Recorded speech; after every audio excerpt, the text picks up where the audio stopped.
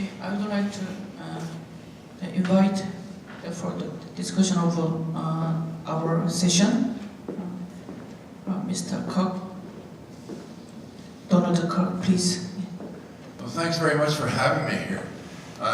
One of the great questions about the whole American-Korean experience is what happened in Jeju in 1948, 49, 50. I think that one reason that that's sort of subsumed in American history and also in Korean history, incidentally, is the Korean War, which so overshadowed it. The great war that persisted for 3 years and has gone on for many years thereafter in the form of numerous diplomatic attempts and military actions and all that. So I think that we tend to forget, if not ignore, what happened in 1948. In fact, I had spent a number of years in and out of Korea before I even knew about it, and I asked people about it, and they didn't really know about it either, except that it was there. It was somewhere there in their history, and it's barely mentioned, incidentally, in Korean textbooks. It's not as if every high school student in Korea knows about the 1948 revolt. They don't. They know that there was a revolt, and that's about as much as they really know. This testimony that we've heard today has been very revealing. It's really interesting to hear the graphic first-hand reports from people who were there and who suffered through it and who, thank God, managed to survive, are still with us today. They're actually among them. I hate to say they're fortunate after what they endured, but there were a lot of people who were sent to prison and later never got out of those prisons alive. Not to mention a whole lot of people who were killed on the scene without going to prison at all. So thank goodness you're here, and thanks very much for your testimony.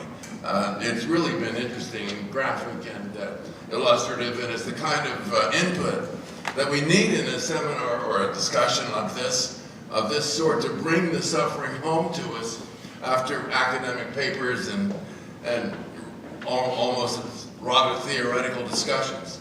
You have brought the drama and the tragedy and the suffering to us firsthand. We've also seen this film. It's quite an effective film. I frankly was not aware of this film. I don't know how widespread and how much it's been shown, but it's surely the first time that I've seen it. And it should get around a little bit. It should be seen by other audiences. It should be seen in Korea. I'm not sure if it's been seen in Korea. Has it? Does anybody know? Has this been shown on EBS or some other Korean network? I'm not sure, and if somebody knows about it, please let me know. I have not seen it before, I've not heard about it before, and it's very good to see this kind of film, again, to get a first-hand idea of what happened. Now, I believe we're constrained by time, but those are my basic remarks. And again, I want to say that as far as I'm concerned, these two presentations are really highlights of the day. These are people who were there who can tell us what it was like, what they endured. And it's incredible to me, at this stage in their life, they're still begging for exoneration. They want the judicial system to say, sorry, your record is clean, you're not a criminal. I would hope that would not be too much of a strain for the liberal government that's now in Korea. I would hope that the government of President Moon Jae-in or people underneath him or around him would listen to what they're saying and say, yes, you're clear. Sorry, you're not a criminal. We didn't mean to jail you. We didn't mean to do what we did, and we're sorry. Now, I'm not sure you're going to get that exoneration, but certainly you deserve it, and you made that clear in your remarks today. So, again, I think we're short of time, and thank you very much for letting us, for the privilege, my privilege to sit beside you, and the privilege of everybody here to hear what you had to say. Thank you. Thank you. Thank you for your good question, Mr. Donald Kirk. 오늘 이렇게 여러분들 박동수 할아버지와 부원유 할아버지께서 바로 드라마 같은 오늘의 이게 이 세션의 이 컨퍼런스의 하이라이트이며 또다시 무엇보다도 여러분들께서 이 드라마를 만드신 겁니다. 이게 여기에 바로 드라마가 있습니다라고 해서 굉장히 감동적인 그런 코멘트를 해주셨습니다. Thank you so much. Yeah, okay. Now I would like to invite a professor at Upstate University, Roy Tamashiro, for discussion. Yeah. Thank you, and I'd like to echo Don Kirk's comments. This is I'm truly grateful for your testimony, and you're coming all the way from Jeju to share your experiences with us here.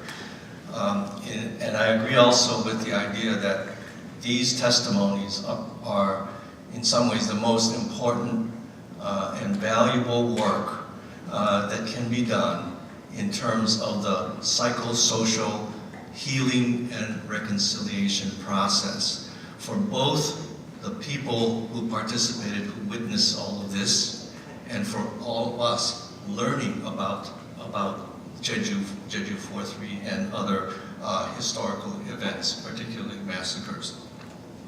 I've been working with oral testimony from, as Dr. Im mentioned, from Hiroshima survivors,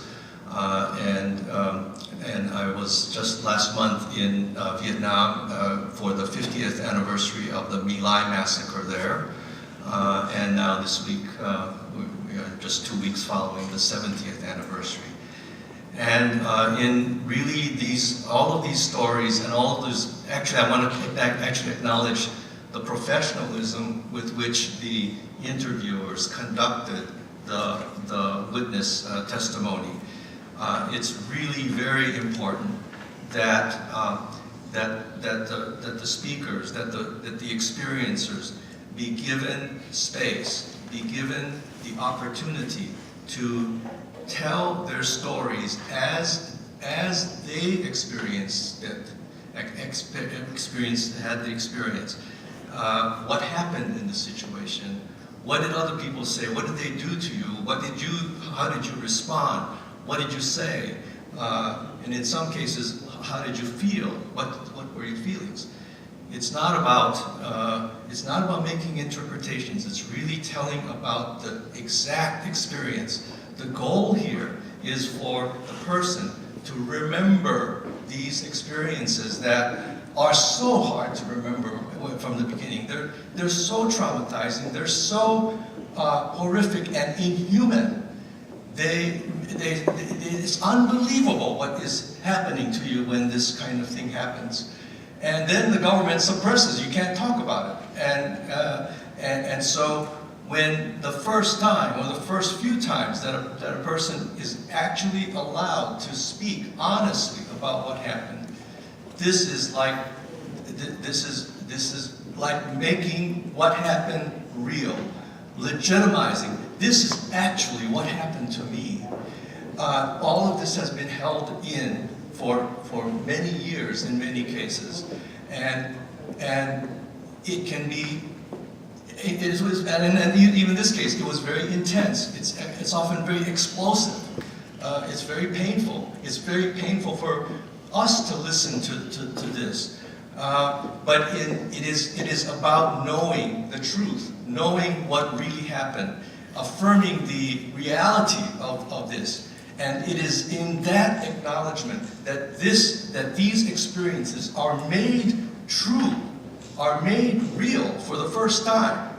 And repeated, it's reinforced that this really happened. It's so unbelievable, yet it really happened.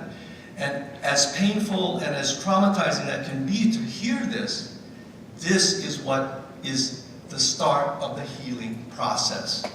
This is the start of actually regaining the dignity and the respect and the honor that they're asking for, because we are listening to their story and we're saying,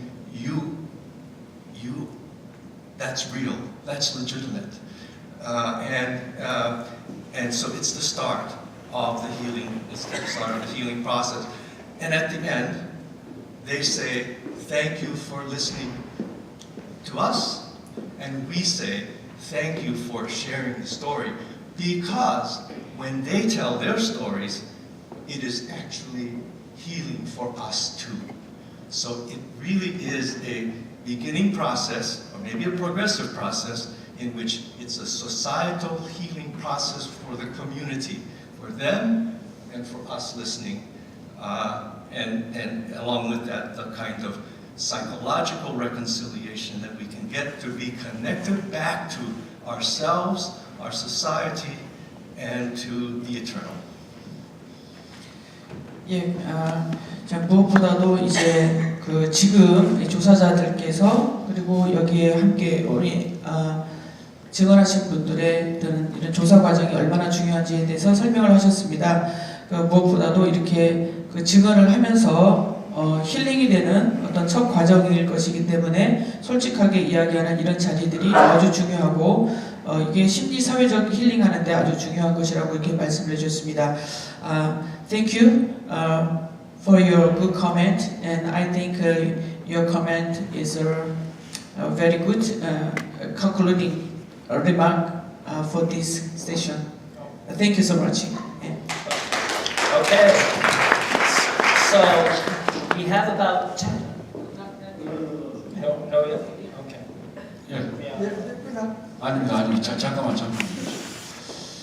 그 이런 자리를 저에게 허락해 주신 시카고 대학의 블루스 커밍스 교수께 진정으로 감사의 말씀드리겠습니다.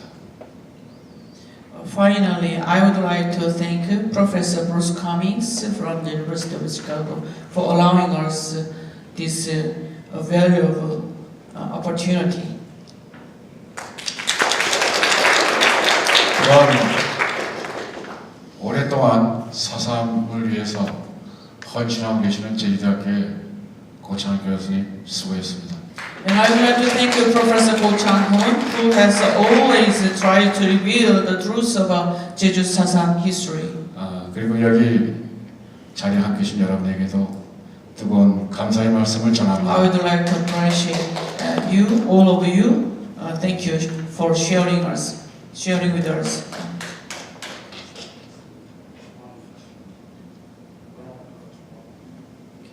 I just have one brief comment. I would be very much interested in hearing more from the people who were actually there about the U.S. role, what they saw of U.S.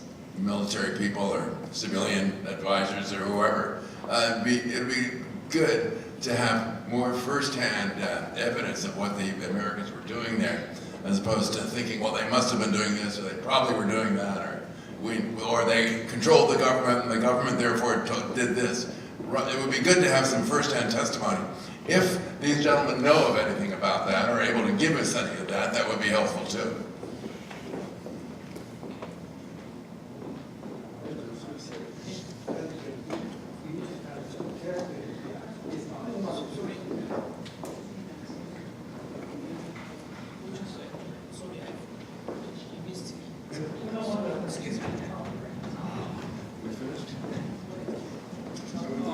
지금 도널드 거크 씨 말한 걸 한국말로 잠깐 도경을 간단히 하겠습니다. 이 두 사람의 증언을 통해서 미국 사람들이 뭔가 책임이라든가 이런 것들을 많이 깨달았기 때문에 이제 미국 사람이 무엇을 할 것인가 이런 거에 대한 하나의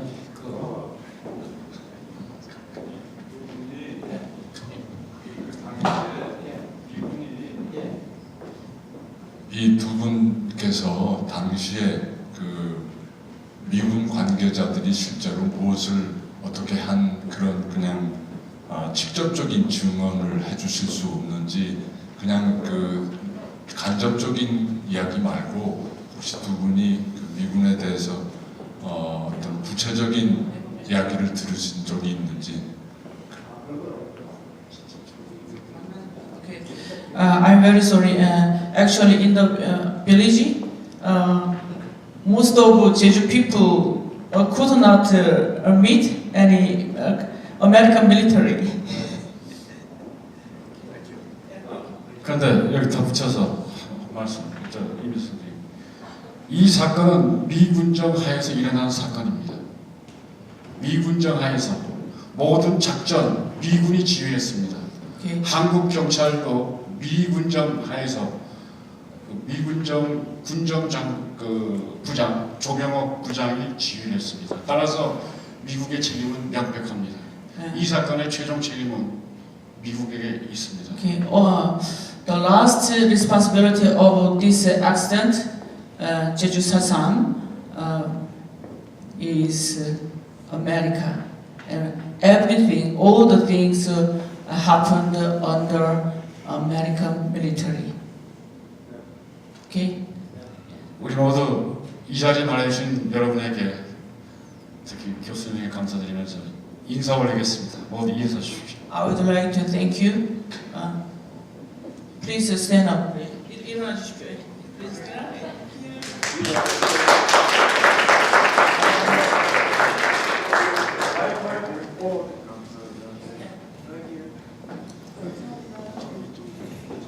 Is there any discussion about due process among young people? Is that a question? Yeah, We have I'm time to asking, ask.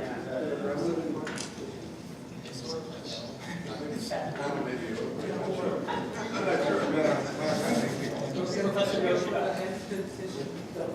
You should have asked it right away. You should have jumped in right away.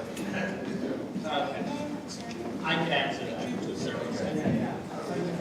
Okay, so Professor Yoshida asked if there was any discussion about the due process for the Jeju people in this situation in America. Sadly, no. There are a couple scholars like Bruce Cummings, and there was that lost scholar from University of North Carolina. I forget her name. Alfred Brophy. But most of the discussions of any legal discussion is they just don't acknowledge the power or the privilege that they had over Jeju. Basically, they look at it that most of it was after the fact that they have no responsibility. That is kind of the official position, if they even say it. Most of the time, nobody says anything about it. So there really isn't any discussion in America about that. Okay. So with that, let's check the time. Oh, so okay.